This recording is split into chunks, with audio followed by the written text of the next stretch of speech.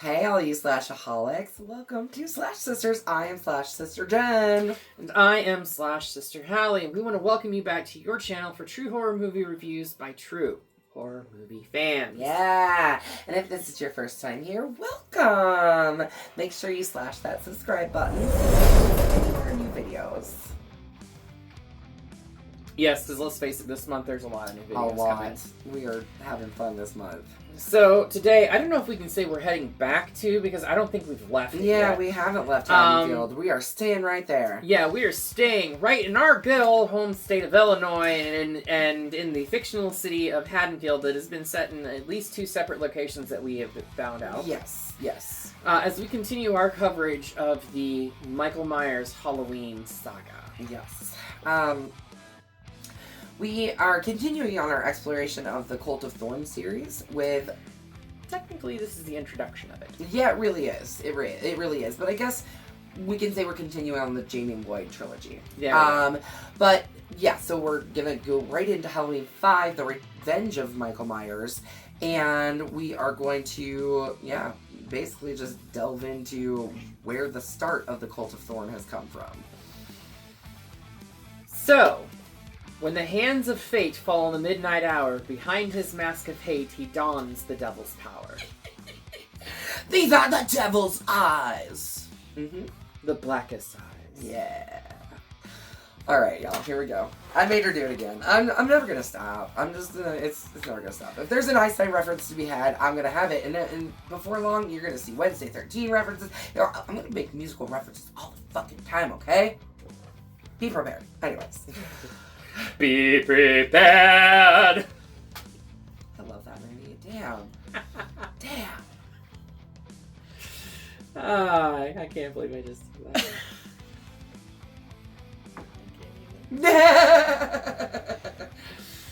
that. See, there's all kinds of shit that you're gonna see on this channel. Mm-hmm. We do Disney, we do Marvel, we do a little bit of everything. Last week we couldn't stop saying escape. Did you watch that video? I did, and I laughed really hard. It's funny because it's spelled the same way as escape, but it's clearly escape. I swear to God, Disney's gonna catch me one of these days. We jump right back on October 31st. I don't think it's 1988. Well, yeah, the very start of it. It's 1988. Yeah. Michael Myers is shot down the mine shaft by Sheriff Ben Meeker and the Illinois State Police. And the lynch mob, too, I believe. Yep. There, too. Yep. Lighting his ass up. Yep. He somehow manages to crawl out of the mine shaft, I don't know. Then Before the dynamite gets dropped down there. Which was not shown in the first movie. 4. Yeah. In 4, not the first movie. Right. First of this trilogy. But yeah, they drop it down there to assure that he's dead, but clearly that ain't the truth. So Michael floats down a river and stumbles upon a shack of an elderly hermit who nurses him back to health. Excuse me. I got a question for you. Do you think that was a dummy that was floating down the water, or do you think that it was the real person? There was an actual actor doing the stunt. It's so awkward. The way that he floats, because he's stiff and it's awkward. They might have had some type of very small, unnoticeable flotation device underneath him to keep him from bobbing and submerging and everything. That makes sense. Maybe that's why he had to hold stuff to make it a little bit, maybe a little safer. Yeah, because water stunts are very hazardous. Very dangerous. But yeah, so interesting side note, this hermit initially, the first draft of this was supposed to be a cultist. Not a Cult of Thorn cultist, but a Celtic cultist. Huh. And his shack was supposed to have a whole bunch of runes and stuff around it. And that is what was supposed to have brought Michael back from the brink of death or whatever. Okay. But they decided to change it and just make the guy a crazy hermit in the woods that knows absolutely nothing about this psycho masked killer that's been terrorizing Haddonfield for 10 plus years. 1 year later... I still think it's 2. Okay. A year or 2 later. Well, because of the age of Jamie. I only say that because in 4, they specifically say that Jamie is 7 years old. Yeah. At the start of this, they say Jamie is 9 years old. Okay. So it's So been a that couple tells years. me it's 2 years later. Yeah, that makes sense. Because math. Yeah, right. Leap year be damned. The math needs to math, okay? But he awakens from this weird slumber that he's been in, I guess. Right. Catatonic state of some sort, and kills the hermit who had been taking care of him, before returning to Haddonfield to resume the hunt for his niece, Jamie Lloyd. But while Michael is being resuscitated, we notice that there seems to be some type of telepathic connection between Jamie and him. Yeah. Because we see her hands start to twitch. That's when his hand starts to twitch. She clutches the covers of her bed, and at the same time she's doing that, we see Michael's wrist flip over, and we get that thorn symbol rune. Or the rune that's associated with the cult of Thorn. So I mean, it's kind of interesting. In the first movie, I don't necessarily know that she had a psychic link to him, but she definitely could sense him and feel him. In this one, definitely she has more of a psychic link, right? Where she can tell who he's with and what he's doing. So that's interesting. So Jamie has been admitted to a Haddonfield Children's Clinic where she's exhibiting these signs of telepathic link to Michael. After we're led to believe that she killed her mom at the end of 4, but she did not. She just attacked her and brutally attacked her. But she's suffering from terrifying visions and nightmares, and she's been rendered mute, basically. Yeah. She can say a word here and there, and she does start talking towards the end of the movie. She is talking. She is back to normal by the end of the film. Yeah. Dr. Sam Loomis learns of this connection, and he wants to use it to defeat Michael. Exploit it is more the term I would use there. For sure. Yeah. Meanwhile, Michael kills Jamie's foster sister, Rachel. I was pissed that this happened, and the actress that played... She's not even in it for that long. Right, it was 20 minutes. Yeah. But the actress that plays Rachel was also very upset with the way her death was handled and everything like that. And then begins stalking Rachel's friend, Tina Williams. Yeah. It's interesting how he, goes from stalking someone who's connected to Jamie, which, not that Tina's not, but, Right, because... He spends more time torturing Tina than he did Rachel. Right, because Tina and Rachel did show up, Rachel shows up at the hospital. Tina shows up shortly after, but brings Max, the Doberman that apparently the Carruthers has replaced their dog from the previous film with, into the hospital that Max is not allowed into. Well, and then, so here's the thing. Michael has a thing about killing dogs. I don't get it. I don't fucking get it. I don't understand why he's always killing dogs. Yeah, because this is the 4th dog that's been killed. Yeah, well, and I can't remember if he's already said it or if he says it in the future, but he says something along the lines of he ate those dogs. He doesn't say it. It's implied. Yeah. Why? I think it's resurrection. I think. I don't know. I can't remember. But there's a brick thrown through Jamie's window that basically is the town still torturing her over the fact that she's connected to Michael Myers. Yeah. So as he's stalking Tina, Tina!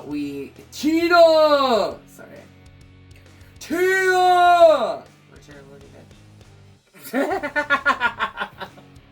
Can you cut that in? You can't cut that in over me? No, I can't because... because you get copyrighted. Right. That's why there was no footage for Return of the Living Dead. Yep. Jamie can now tell whenever her loved ones are in danger. So, there is a real connection, and she can tell, not just, a sensing. She can tell when her loved ones are in danger. And it triggers her into episodes where she's actually, convulsing, and it freaks the hell out of everybody else around her. The actual medical doctor that's treating Jamie wanted to cut open her trachea to let her breathe because she was stopped breathing, and Dr. Loomis stopped him. She will stabilize. She's dying! No, she has something to tell us. First of all, how do you know anything? You're a psychiatrist. Right. What are you talking about? You're not a medical doctor, okay? Exactly. Step back and let the actual doctor... Although I'm glad he didn't, because that would be butchering your child. It would be. Anyway, after Michael kills Tina's douchebag boyfriend, he puts on yet another mask and pretends to be Tina's boyfriend... Barbarian, I guess? Yeah, that is in coveralls? He was creepy. Michael, open the door. Either way, Tina ends up getting a ride to the party to a party at Tower Farm on Halloween. So there's always gonna be parties on Halloween. From a couple of real dim-witted cops who literally have like stupid theme music playing behind them the first time they're on screen. It's like. Doom, doom, doom, doom, doom, doom. All clear. Nothing above, nothing below. Rescue cats. Fine dogs. That's a job. And we love it. It's silly. It's quite silly. Yeah, I don't know. It was supposed to be an homage to something, and I cannot for the life of me think of what it was. I will put that right here, but it was definitely an homage that I think could have been omitted. Yeah, big time. Big time. At the party, she meets her friends Sam and Spitz. Yeah. For some reason, they go into the barn and find some kittens. I don't understand this whole scene. Like, they're like, not only do they find the kittens, then they're like chasing each other around, like shoving kittens in each other's faces. I don't know, it's weird. It's a weird scene. This is a very weird thing, but then we also, isn't it Spitz that's wearing a costume very similar to Michael's? Yeah. And is chasing Tina? Sam. No, Sam, yeah. He's chasing Sam around, and the cops pull a gun on him, and we're ready to fucking... Yeah. And mind you, it's the dim-witted cops that are at the and they party would've at this shot. point. Right. But they even said, like, what is wrong with you? We would have shot you. Fortunately, we're lousy cops. Sorry. Like, they acknowledge that they're not good cops. Tina ends up leaving Sam and Spitz to get it on in the barn, which of course causes them to be killed because don't you know there are rules? You don't know the rules? Tina's boyfriend is skewered with a pitchfork, but it is a clear and direct nod to Kevin Bacon's character. Not Kevin Bacon's character. It's the couple where Jason speared them through, like the guy through the back. Wasn't that and Kevin Bacon? No, Kevin Bacon got the arrow through the throat. Oh, through the throat from underneath. That's right. Yeah, so it's definitely an homage to Friday the 13th when he stabs through the couple together. Yeah. I think that was 3. I think. Yeah. Yeah, because we just covered 3. yeah. But obviously a pitchfork can't go through 2 bodies. There's only like that much skewering on a pitchfork. Yeah, so she's okay. Well, she's okay. She gets up and runs. She gets up and tries to run, to which Michael grabs a scythe and then cuts her fucking throat. Yeah, it just takes her head straight off, pretty much. We don't see it. No, so... but I think you see the shadow though. We see the blood spray. Okay. I don't know if there's a shadow. Yeah. Yeah, so Mikey then kills the 2 idiot cops too, because, like, why not, right? Oh, gotta pad them numbers. And it is interesting to point out that this is the only time in the entire franchise where there is another character named Michael besides Michael Myers. Oh yeah, the Tina's boyfriend's named Mike, right? Yeah. Mm-hmm. Interesting. Sensing that Michael is following them, Jamie, who is starting to be able to speak again, escapes the clinic with her stuttering friend, Billy, to warn... He's kind of a cute kid. I like want to hug him or something. I almost get the feeling that pairing Jamie with Billy is like Lindsay and Tommy from the first one. Okay, yeah, I get that. You know, like maybe an homage to their characters or something from the first one. But they leave and try to warn Tina that Michael is coming for them. Actually, Jamie was going to do it on her own, and Billy was like, well, you don't know where she's at. You can't leave. But I do. Yeah. Yeah. So, Jamie and Billy find Tina just as Michael tries to run them down with a car. Tina does end up sacrificing herself to save Jamie. Seems like everybody that gets close to Jamie ends up dead. Odd. With nothing left to lose, Jamie agrees to help Loomis stop Michael once and for all. I'm sorry, nothing else left to lose? How about your fucking life, child? Yeah, I guess that's the only thing she has left to lose. It's just her life. She doesn't Which- have Tina. She doesn't have Rachel. Her foster parents are gone. Her foster parents are out of town. They're not dead. Yeah, but she tried to kill her foster mom. I'm Wait. sorry, if my foster child tried to kill me, I'd be asking for that foster child to be moved. I just would. Oh, I think at this point At they... least you just heard a kitty. I've got a kitty rubbing up against my legs because she's hungry and wants to eat, but we're not ready to feed her yet. I think at this point, though, that the Carruthers had actually adopted Jamie. Okay, because yeah, they- because it's been a couple years. It's been a couple years, but I swear to Christ, I remember someone's calling her Jamie Carruthers in the Okay. film. Okay. I could be wrong. Yep. Loomis and Meeker create a setup at the abandoned Myers house to lure Michael back to his childhood home. Which, as we've said, Michael always goes home. Most of the time. But eagle-eyed fans of this franchise will note, and this is very glaring, not the Myers house. Yeah, it's not. They had to, for the shooting purposes of what they had scripted... They needed the house to be bigger. They needed the house to be bigger. They needed an attic scene. They needed a laundry chute scene. And they needed something in the basement, too, I believe. Yeah. If I remember correctly. So yeah, they purchased this large Victorian house that doesn't look anything like the Myers original house. But from here out, at least in these three movies, in this trilogy, the Jamie Lloyd trilogy, that is the Myers house. The police receive a call saying Michael has broken into the clinic, prompting Meeker and most of the officers to leave. Yeah, the remaining officers. Right. Which I guess, like, did he kill them all in this movie? That was the last movie. That was huh? the last one. Yeah. But yeah, so no, I guess they do have Can you the imagine officers back. being the sheriff of that town and trying to No. hire new deputies after all They'd of them all were be just like, murdered? nah, I'm good.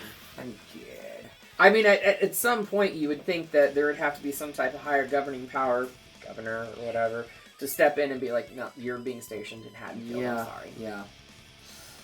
It is what it is. But he kills the remaining officers and which leaves just Jamie and one officer in the upstairs bedroom. And the officer is played by, cannot remember his name, but he's been on our channel before. Yeah. Shoot, what was he in? Don't fear the Reaper.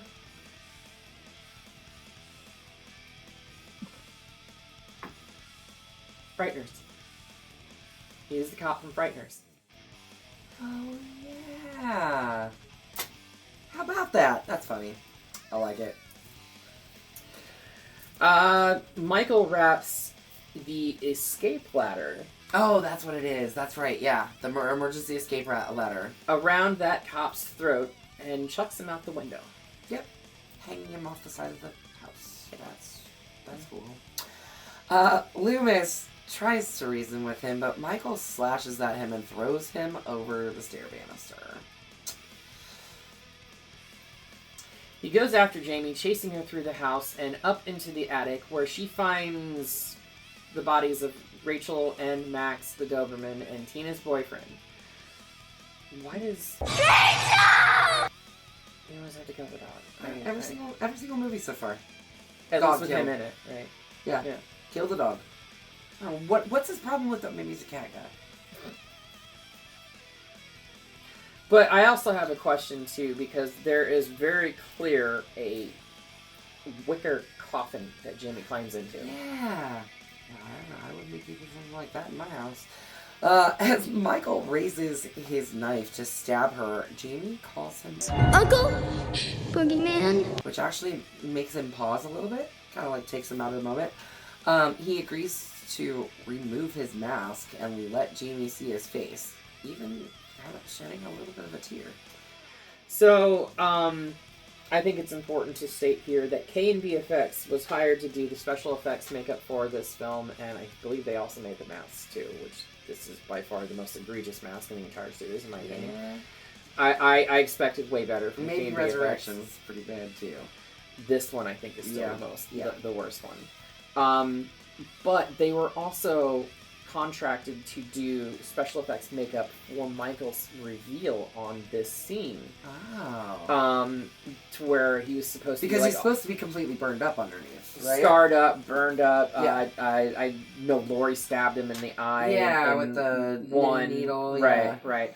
right. So they had that as an option. I think they actually filmed it, and then they filmed it with him in the shadows, and they decided to go with the cut with him in the shadows for more mystique.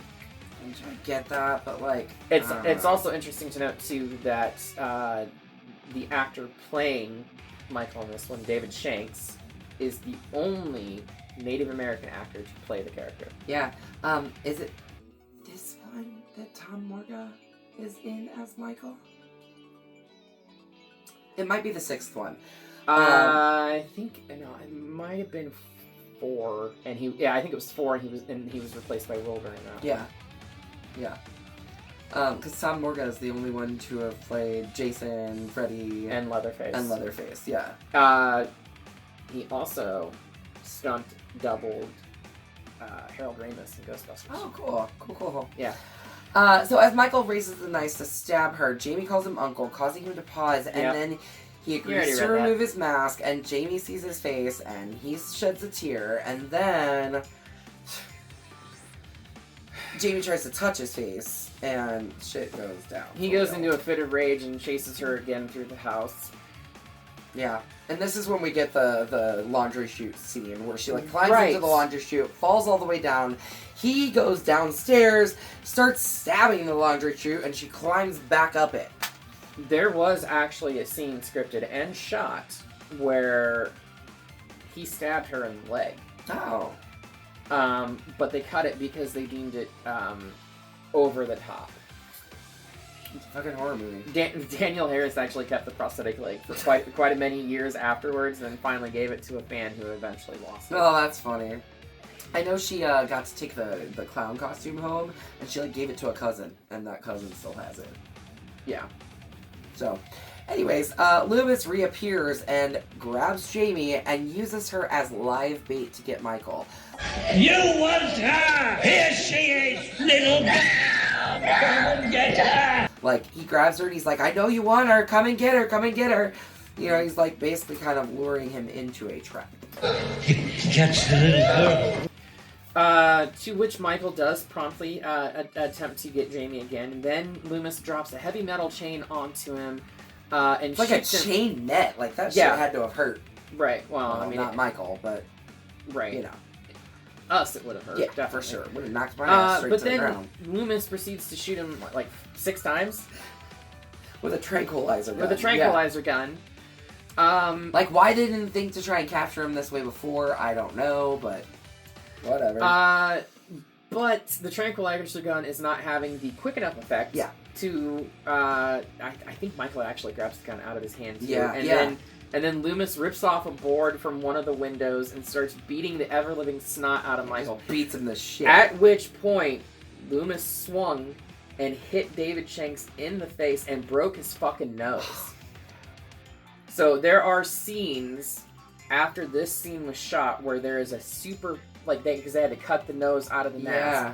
There's a scene where there's a super thin, paper thin nose, put covering on the cover top his of nose, it. and there are certain points where you can see the seams not lining up. Wow, that's funny. But yeah, he beats him down until he goes unconscious, and does he suffer a stroke? Apparently something happens to him and we're led to believe that maybe he's dead. Because he's laying on the floor. Loomis? Yeah. After he shoots him up full of whatever. You know, I just watched this the other day, but you think I can fucking remember? Meeker, and we watch a lot of movies, Hallie. Things get a little twisty. Especially when we're watching Halloween movies over and over and over again. They all start to kind of blend. Mm-hmm. Meeker and the police return and take Michael into custody, and he is locked in a cell at the police station until he can be transferred to a maximum security prison for the rest of his life. As Jamie prepares to return to the clinic, a mysterious man in black, who we've seen sporadically A throughout little bit, this film, has been quietly observing all day and arrives and shoots up the station. Yeah, he does. Jamie finds the bodies of Meeker and several of the officers. I think he pretty much killed everybody that was in there, as well as Michael's cell broken open and empty. And she realizes that he has escaped again, and she starts just sobbing. Again, I just feel so sorry for the Haddonfield police. I Yeah. mean, 2 movies and basically the entire police force has been the police decimated. force both times. Right. It's crazy. And that, our dear Slashaholics, is where we leave the franchise after this film. For now. And then- 'cause we're going to go on. And unfortunately, this is also where we leave Danielle Harris. Yeah. Unfortunately, very tragic. We'll talk about that more in the next video a little she's- bit. She's alive. I Yes. say it's Yes. tragic. I say it's tragic, And but it's not really her end in the franchise because she does come back as a different character. in a different timeline. In a different timeline, yeah. So she comes back as Annie Brackett in the Rob Zombie timeline. films, right. Yep. At least in this part of the Halloween timeline, because as Jenny said, she does come back. It's interesting that she decided to do that. Yeah, I think she's always had major love for the Halloween franchise, and she probably just wanted to be a part of it again. Well, don't I blame mean, her. out of like all, like we talk about like how like all these different like bigger stars get their start in horror. Danielle Harris is one of those few that actually truly And embraced. stayed, Right. for sure. All right, I think we need to wrap this one up so I Yeah. can feed my cat. Yeah, being she's over very there vocal. making noise. Yeah, for me, this is, I don't know, this is kind of a Bloody Machete sideways, if I'm being Same. honest. I don't feel like this one deserves a Bloody Machete yet, but I don't feel like it deserves one straight down. Yeah, either. me either. I'm gonna go with a sideways. Meh. Yeah, because honestly, like, it's not bad. And it does continue It's on not our good. story. And there's some things that I do like about it.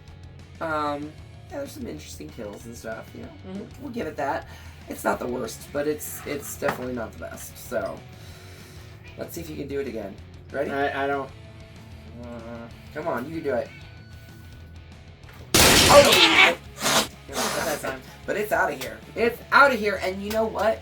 We're gonna go ahead and finish up this Cult of Thorn series with Halloween 6, The Curse of Michael Myers. Technically, it's just Halloween. Just the Halloween Curse of Michael Myers. Myers. Yeah, they don't even put the 6 in there. Well, and it's interesting too because with 5 on the title card for the film, it just says Halloween 5. It doesn't say The Revenge of Michael Myers. Weird. It just says Halloween 5. Huh. They do all kinds of weird and interesting stuff. Gotta keep us on our toes, guys.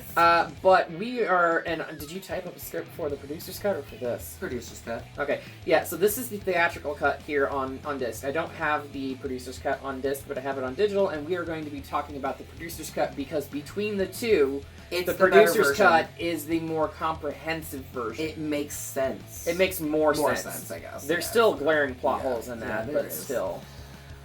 Some major ones, but it's honestly like, yeah, it's interesting. Right. So come back in a couple of days' time when we will be talking about Halloween 6. Like this one, it's one of my favorites in the series, even though it gets major hate, and I'm okay with it. It's fine. I mean, it does introduce Paul Rudd, so.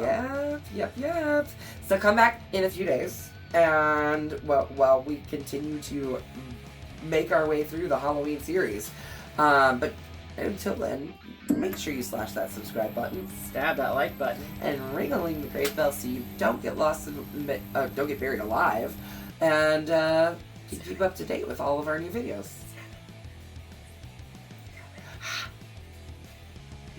Until next time, folks, we will see you all In the afterlife.